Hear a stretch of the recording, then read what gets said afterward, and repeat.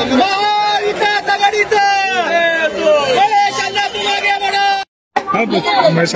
उमेश अण्णांच्या याच्यावरती आता सध्याची आपली मॉलवरती आपली काय प्रतिक्रिया आहे? नक्कीच पूर्ण सोलापुरात महाविकास आघाडीचे उमेदवार हे खूप चांगल्या पद्धतीत प्रचार करतायत.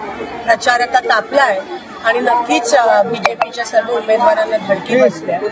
आजकाल आपण बघतो मोदीजी जातात पण त्यांचा काहीच इम्पॅक्ट होत नाहीये आणि नक्कीच आमचे सगळे महाविकास आघाडीचे उमेदवार सोलापूर लोकसभेमध्ये विजयी होतील ह्याबद्दल मनात काही दुमत नाही. निवडणूक आयोगाकडनं वारंवार फक्त महाविकास आघाडीच्या दिग्गज नेत्यांचीच हे बॅगा तपासली जातात.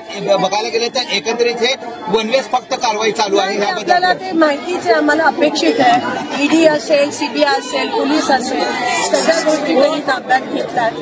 पण आम्ही हे काय पहिलं इलेक्शन असं सामोरे जात नाही. लोकसभेमध्ये पण त्यांनी खूप प्रयत्न केला. साम दाम दंड ईडी भीती सगळं वापरलं पण सगळं फेल गेलं आणि शेवटी विजय लोकशाहीचा आणि महाविकास आघाडीचा झाला.